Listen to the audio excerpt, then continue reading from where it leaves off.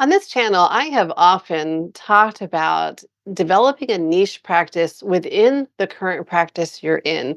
And today, I'm actually interviewing a PA who has done it in the field of integrative dermatology. She's going to tell us all about it, how she did it, what the patients think, results that she's seeing, conditions that really can benefit from this kind of approach, and what her supervising physician thought about the idea. So if you are interested in integrative slash functional medicine, interested in dermatology, or interested in just seeing an example of how someone has created a niche practice, then you're definitely going to want to stay tuned. Hey, it's Michelle with the Medicine Couch. I love bringing you these interviews. If you like them too, then please go ahead and subscribe to the channel and hit the like button. And most importantly, please share it with colleagues and friends. All right, let's head into this interview and learn about integrative dermatology. Hi, Michelle. Thank you for having me. My name is Lauren Stewart. I am a dermatology PA. I have been practicing in dermatology for the last 16 years. I started in derm right out of school. And for the last 10 years or so, I've also been doing some integrative dermatology. So a little bit different path, but incorporating that into my general derm practice. Yeah, well, welcome. I'm excited to hear about integrative dermatology because until I met you, I hadn't even heard about it. And I'm sure a lot of people in the audience are probably the same. So we're going to dive into it a little bit. First off, I think we just need to define what is integrative dermatology. Sure. So I use the term integrative over functional or holistic dermatology because it's really about blending some of the functional medicine, which might include diet or supplements, lifestyle changes, with our traditional Western medicine that we've been trained in. So I try to bring both things to the table and just help my patients kind of figure out where they stand and what path they might want to take with that. And as you say that, it sounds so crazy to think that that's already not a part of traditional medicine, right? I Right. mean, diet, all of that stuff affects everything in our body. But Mhm. unfortunately, the way medicine has developed, right, it's been very much pharmaceutical based. Can you tell us like how you started doing this? What got you interested in this? Yeah, it's personal for me. So I think it probably started around 13 years ago in 2011. I started having a lot of symptoms. So I was having a lot of fatigue. I was young, single, no kids, no reason to be tired. And I was working 4 days a week. I wasn't working long hours. I wasn't doing overnights, but I got to where I would come home from work in the evenings and I would sit in my car in the garage because I didn't have the energy to go from the car into the house. Wow. And so I kept thinking something is wrong. My mom and my sister both have thyroid problems. So they both have hypothyroidism. And I kept going to my doctor and saying something is wrong. I have all these symptoms. I have cold intolerance. I'm so fatigued. I don't have any energy, nothing. There's no amount of sleep that seems to work. And they would run my TSH and, a CBC and a CMP, and they would say, "You're fine. All of your labs are fine. Everything is good." And I'm like, "But I'm not fine. I'm not Right. okay." And so finally, a friend of mine said, "Why don't you see this functional medicine doctor? She specializes in thyroid." She took like 7 tubes of blood the first visit, and she ran a full thyroid panel and said, "Oh, you have subclinical Hashimoto's." I was like, "Great. What does that mean?" She's like, "Oh, your Yeah. body is attacking your thyroid and your vitamin D is low and your iron is low. And, all these things contribute to fatigue." So she said, "I suspect you might have a food sensitivity driving some of the inflammation here. So let's just run some further testing." I was like, "You're going to have to prove that to me because I don't want to give up any foods." And sure enough, she ran some, food sensitivity panel. I had all these antibodies to gluten. And she's like, "Gluten is not your friend. I want you to take it out and then let's reassess." And 3 months later, all my symptoms were gone. All Wow. of my labs normalized. My thyroid antibodies went to zero. And I never had to start thyroid medication. So still gluten free, gluten's still my enemy. But all it took was one small lifestyle change to put me back on a healthy path where I haven't needed really any prescription medicines my whole life. And I'm not Yeah. taking thyroid trying to fight that balance every day. It's amazing. Yeah. And that kind of started me interested in it. As far as the dermatology side goes, my oldest child is 10 and he had some eczema at really almost at birth. I mean, within the first 6 months, we started seeing eczema and Mm. some gut issues. And so I really went down that path trying to figure out what's going on with him. Why aren't we seeing improvement? Nothing was really working. I tried all the different diets. And so that helped me kind of narrow down for him what was going on, got him clear. And so that is what really started me on the dermatology side going, okay, there's a lot here. There's a lot more I could be doing. It's kind of become a passion of mine. And by that time, when you had your son, you were already working in dermatology, then already a PA at that point? Yes. So I Yeah. graduated PA school in 2008. And so I had already been in derm for 6 years at that point. He was born in 2014. How did you start incorporating it in your practice? And you have a supervising physician in the office, right? Was there any struggle or any problems with kind of changing gears and integrating this into your practice? That's a great question. I thankfully at the time had a really supportive supervising physician. He had psoriasis. And so he was always trying different things. At that time, we didn't have a lot of options for psoriasis. We had topicals and like a couple of biologics, but he was trying different diets and different things for himself. So he was sort of open to that. And so I really just started reading about, at that time, mostly just diet and how our food affects our, overall inflammation. We didn't really know at that time about the skin microbiome. We knew about the gut microbiome. And I was a big believer that our gut had a huge impact on everything else. But we didn't know at the time that like our gut and our brain are connected and our gut and our Yeah. skin are connected. And, now you hear Dr. Peter Leo, he's a atopic dermatology expert, right? He's one of the leading experts in the field. He's up in Chicago. He does a lot of integrative derm and he says, leaky gut, leaky skin. So we kind of know with atopic derm that those two things go together. And it's like at the time I was a little bit crazy, right? Everybody was like, what are you Right. talking about? What is this? And then now everybody's like, oh yeah, the gut microbiome and the skin microbiome. Like we have all these new products coming out addressing that. And it's like, okay, all right, everybody's finally catching up to that point. So thankfully he was really supportive at the time. My patients were amazing. They were happy to try things. And then so some of that was just trial and error. Like, okay, if we put you on the autoimmune protocol diet, will you see improvement? And a lot of them did. And so it kind of helped me figure some of that out as well. Yeah, and I think people are probably becoming more receptive to non-pharmacological approaches nowadays. But how do you approach that with a patient? Like, how do you know which kind of avenue you're going to go down, or is it always a blend of the two? One thing about dermatology, which I think you've had another dermatology PA on before, we have really short appointments. So we might have 30 to 40 patients on the schedule in a day. A lot of my appointments are only 10 minutes. So one of the downsides of integrative medicine in general is that it's more time consuming. It's a lot more education. It's a lot more discussion. So I typically will kind of leave that to the patient. If they just want traditional treatments, we'll start there.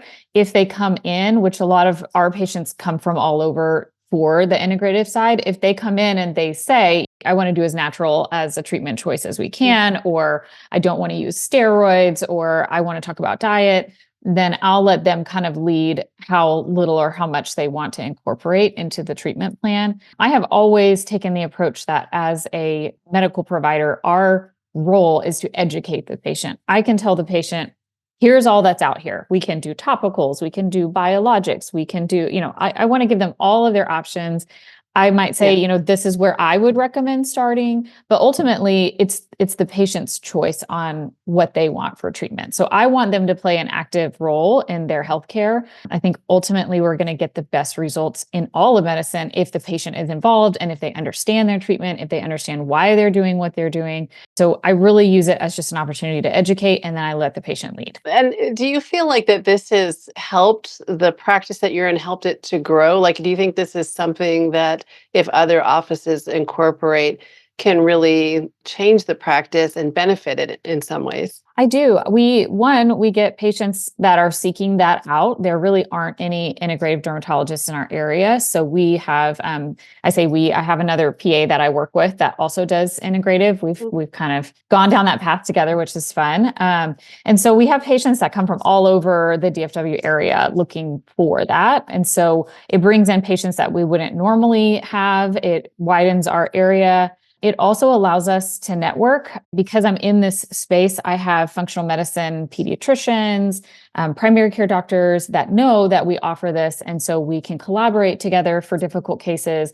They can refer us patients, we can refer them patients. And so that has helped us network and grow in that way as well. So I wonder, and medicine shouldn't be about the money and what revenues to come in. I'm not, Mm. suggesting that we treat based on revenues, but I'm just curious because I know a lot of people in dermatology work on like RVUs. Does it affect what you're able to bring into the practice or your income one way or the other, good or bad? It affects it more that I am on a commission model. So the more patients I see, the more I will make. So it does help in just keeping me busier. I work part-time. So my schedule is busy pretty much all the time. I've been at this Mm. practice I'm at now for 8 years. I have a very big patient base and I'm only there 2 days a week. So my days are generally busy either way. But for the practice as a whole, it's helped us just be busier, fill up those spots because we have more demand and it gives us some name recognition in the area. People kind of know who we are and then they refer their friends and their friends of friends. And so it's helped us more on that side. As far as the visit goes, the visit is the same. There's not anything added there. You can bill for time if you were to take a really long time, but very few people do that, at least from what I've seen. So the visit is the same. It's more about patient satisfaction and then bringing in patients that way. Do you end up doing any of that kind of sensitivity testing that you had done before, or do you guys just kind of start with more of a whole foods approach or elimination type diet? I typically start with an elimination diet just because the testing is rather expensive and it's usually not covered by insurance. I have run some of it before. LabCorp has a food sensitivity panel and IgG panel. We're not really sure how accurate that is or what that really means, especially if somebody does have leaky gut or they have a compromised barrier. They're going to react to almost all the foods they're eating. So it doesn't Yeah. necessarily mean they can never eat those foods again. It's just they're reacting to them right now because their gut barrier is compromised. I did run it at one point, and then for some insurances, they started denying those. And then because it's checking so many things, it was billing per food. So, and there was like 81 Oh, things on there. wow. So, Rupa Health is a resource that we use, and you can order tests through them. So, if we're going to do any further testing, we use Rupa Health because they have kind of all of the testing in one. So, you Mm. can order from all the different companies through them. So, we do that sometimes. I'd like to do more of it. We've been talking about how to incorporate more, but there is a little bit of a financial barrier there because, again, they're out of pocket. These tests may run $200-300 a piece. So you've really got to have a patient who's on board and who's committed to that. Are there specific conditions that respond to this better, or is it just pretty much improvement across the board usually? There are certain things I feel like respond better. Obviously, if somebody comes in and they have a skin cancer, we're going to biopsy and we're going to treat it. And there's not a lot of integrative paths that we're going to take there, right? As far Right. as we're not going to be like, oh, go home and take the supplement and hope your skin cancer goes away. We're not going to recommend that. But for anything that is chronic inflammation, that's where we see the most benefit. So this is things like psoriasis, atopic dermatitis or eczema, hidradenitis suppurativa, anything that you've got insulin resistance on. So we see a lot of crossover between things like psoriasis and HS, PCOS, the insulin resistance piece that also translates to hormonal acne, sometimes hair loss, alopecia areata, vitiligo. I mean, there's a lot there. So it's really best for those chronic inflammatory conditions because almost all of our treatments are just band-aids. They're symptomatic relief and they're not fixing the inflammation. And then we know, for instance, with psoriasis, that chronic inflammation can lead to heart disease. We see hyperlipidemia. They are at increased risk for all sorts of other health conditions because of that inflammation. So if we can Yeah. dial it back and turn down that inflammation, then we can see health benefits across the board. Which is exciting to think that in dermatology, you can totally affect people's health, their Mhm. diabetes, their heart disease, all that stuff. It is exciting to think that something that's not really going to cost patients more, in fact, it can cost them less, or to just a change Mhm. in what they're already spending something different and makes such an improvement in their body. It's one of my favorite things. It's actually what I wrote my undergrad thesis on, is about focusing more on diet and nutrition than Mm. pharmaceuticals. But of course, as you said, you guys still have all of the pharmaceuticals available. So it's the best of both worlds, actually. Right. I wonder, like, how did you learn to do this? I mean, I know you had an interest in it, and I'm sure you had read some things on your own, but is there any kind of formal training or a way somebody kind of gets maybe even certified in this? Yes, there is formal training. During COVID, I was doing virtual visits. We weren't in the office. I was bored. So I did the first year of the School of Applied Functional Medicine, their program, which was wonderful. So that gave me a huge leg up on just learning about how our systems interact. Western medicine has become so specialized. Patients see the cardiologist for their heart and the dermatologist for their skin and the nephrologist for their kidney. Everybody's got these very small paths. And we forget that our bodies are a system that works together, right? Every component affects the other components.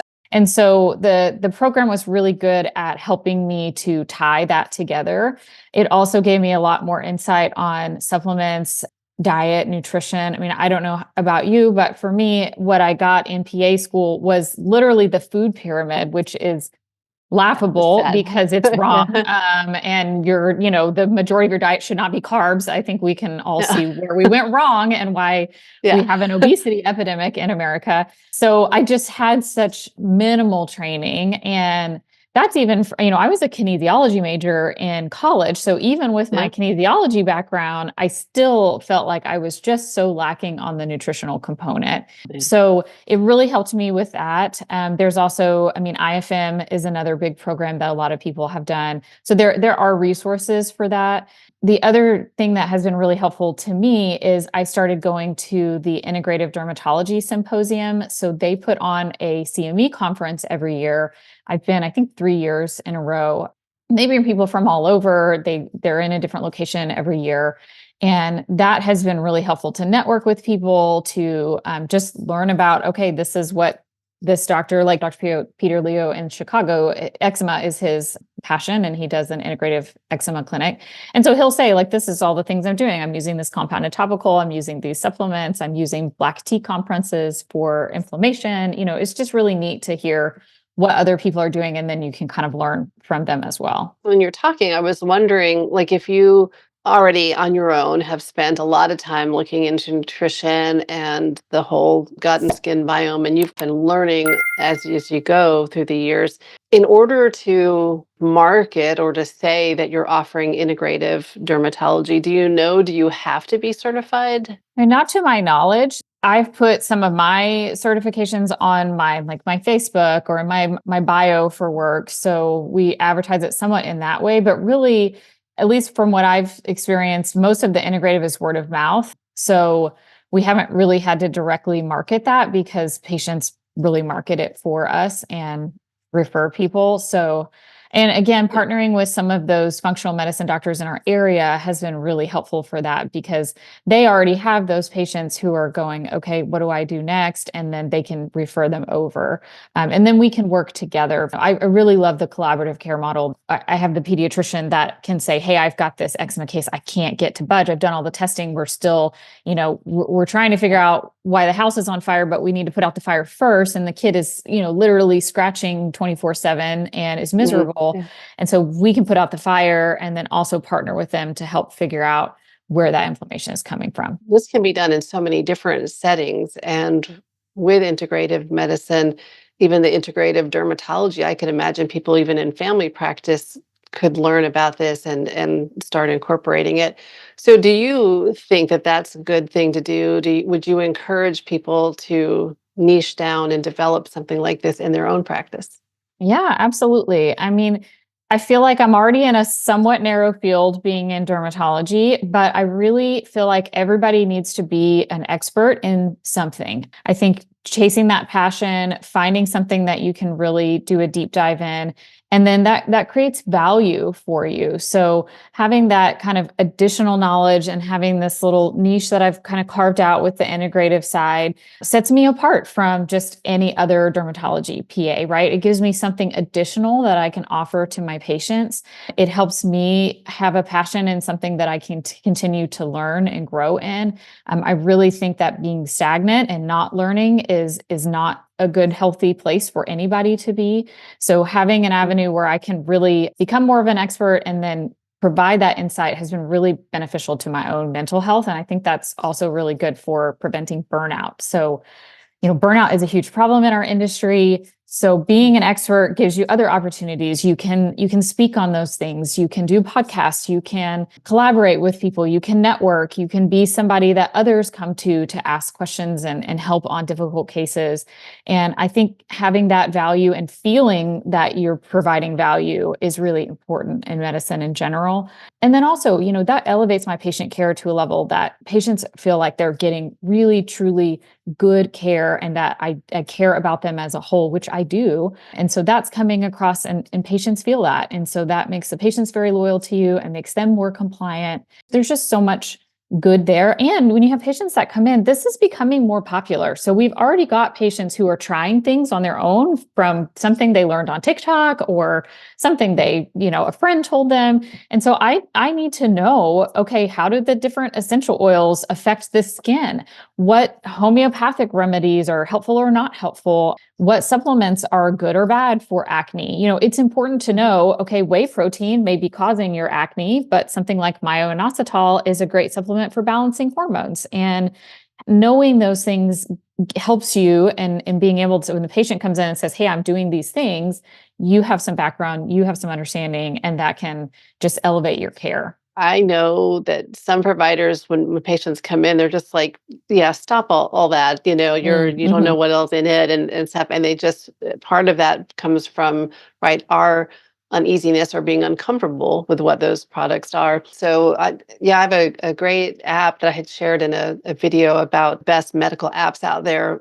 It lets you like look up every herb and supplement type of Mhm. thing, and it gives you great information about it. And it's from Sloan Kettering, I think. But anyway, it's very reputable. Once I had that and I was able to understand some of the properties of the supplements patients were talking about or the different herbs they were taking, it really helped to have those Mhm. conversations. So I can imagine like having a good foundation in all these different treatments can really help you. And I love what you pointed out about providers and keeping things fresh and interesting, learning Mhm. something new, and like you said, having a new place to flex some new muscles. Any other advice or last thoughts you have about people putting integrative dermatology into practice? If it's something that people are interested in, I think just, maybe start with a conference and go and learn. A lot of supplement companies will come, and the supplement companies have gotten really smart about how we operate. And so they're doing studies, they're doing the research, they can give you the data.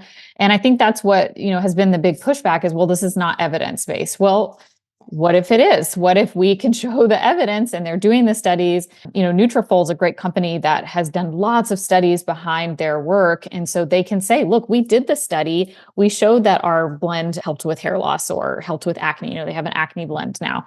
It's companies like that that are really helping us because now we're not just recommending something that doesn't have evidence behind it. We can recommend something that does have evidence behind it and then point patients to that as well. So it's a good way to learn and just to go and talk to people and network. That's really where I would recommend starting before you spend the money on getting a certification or, what if you hate it, right? Right. So going Right. to a conference and learning is a really good place, a really inexpensive way to figure out if that's something that might be good for your practice or not. Thank you so much, Lauren, for joining us today. Thank you for having me. I love it, and I think it makes so much sense. Now, if you're somebody who's interested in dermatology in general, wondering if that specialty might be right for you, then check out this video here. As always, thank you for joining me. Take care, stay sane, and I'll see you next time on the Medicine Couch. Bye.